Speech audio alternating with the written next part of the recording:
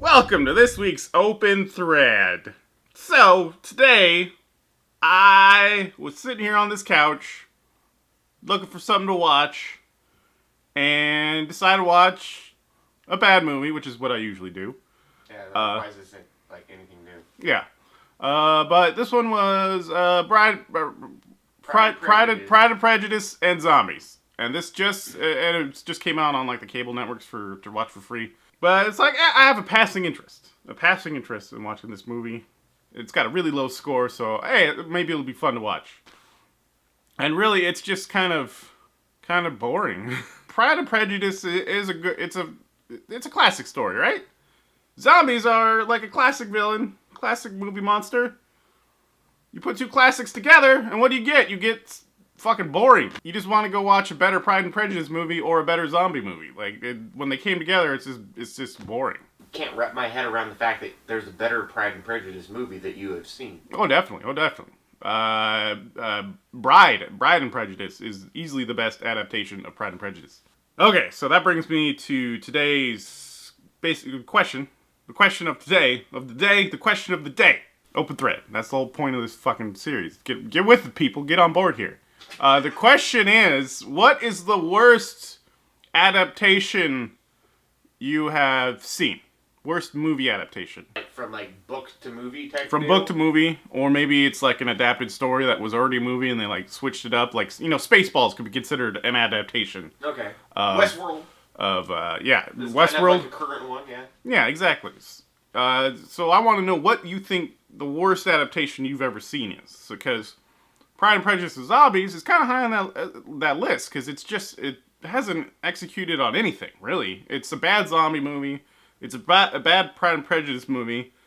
It's a bad action movie. And it's not even like a fun bad movie either. It's just a boring movie. Another bad adaptation, Jumper. Absolutely awful. Awful adaptation of that book. I'm going to say, and I haven't even read the original book, but World War Z, really bad adaptation, because they didn't even adapt the thing. They just used the name. I want to read the book, but for I Am Legend, that story, like, I didn't realize that there was actually a movie made prior to I Am Legend. Yeah. That was based off of the book. What's that other one? The fucking Psycho? With like the shot-for-shot remake for some reason with Vince Vaughn? Like, why would you even do that? Nobody wants to see Vince Vaughn in anything. So let me know your bad adaptations in the comments down below. And if you got a good one, I would like to know a good one too. Let's get to the Q&A portion of the episode. Chris Busby wants to know when they can expect another Drink of Destiny. Never. Probably not for a while. That show, I mean, it's fun, but it's also torture every time, so that's why it's so rare. Sarah Starr wants to know if we have ever been in a car accident. I have been. Unfortunately, it was my fault because I didn't see the car as I was turning into the apartment complex. I have been in at least 3, if I can remember right. Sounds about right. None of them were the fault of the person driving, and they were all pretty light. Nothing too big. Team B!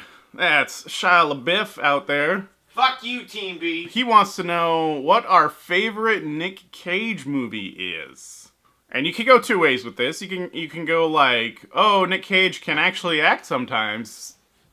Raising Arizona or whatever, Nick Cage. Or you can go with the, oh my god, that hairpiece is obscene, Bangkok Dangerous Nick Cage. I'm gonna go with more like the classic action Nick Cage and say like The Rock is probably one of the best ones. Because, I mean, that's a horrible movie, but it's still like a fun action movie. I'm gonna go Face Off.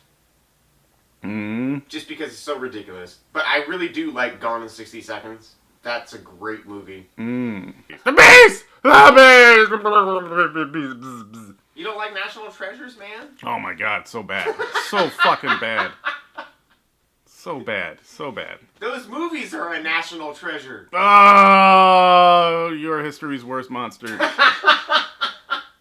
Darren Freisinger wants to know if we ever had the misfortune, or ever misfortunate enough to actually have children, If the world is ever misfortunate enough for us to have children, what would we name them? What would we name our children? Yes. Oh, God. I have not given that a whole lot of thought, honestly. So I've actually given it too much thought sometimes. Not so much on, like, boys. Like, boys, I'll just name them, like, Jim. I don't care. But it's mostly, like, the girls, and it's like, I want them to have, like, a cool name. That has, like, a cool nickname. Yeah. Call him Puma. Yeah, and then, like, I just call her Poom.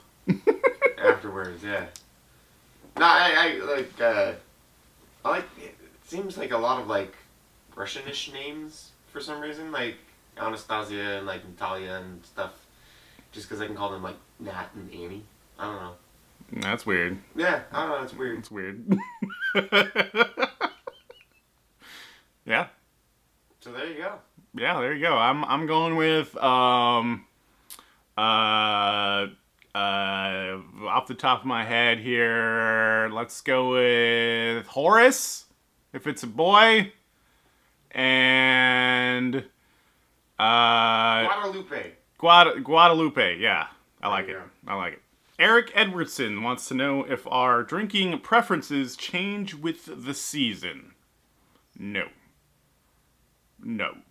I mean, we might be a little bit more likely to drink I'm just saying, like, winter beers and stuff, like but that's just because that's what's out at the time. It's not like... our preferences don't change. It's always beer and booze. Yeah.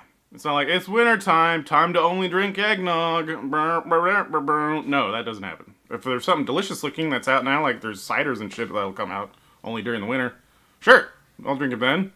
And sure, shandy's like nicer on a hot summer day than like today, so maybe a little bit more likely. Going with the shandies, fuck your pumpkin shandy. Goddamn Traveler shit. I don't like Traveler. They don't make good stuff. I don't know why people drink it.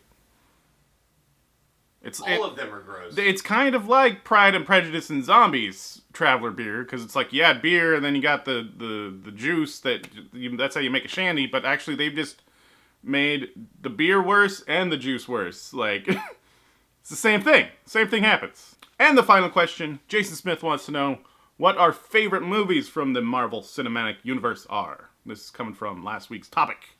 Civil War is really good. So is Winter Soldier. I'm gonna say Ant-Man, and then... Ant-Man's hilarious. Yeah, like Ant-Man and Civil War's the last one.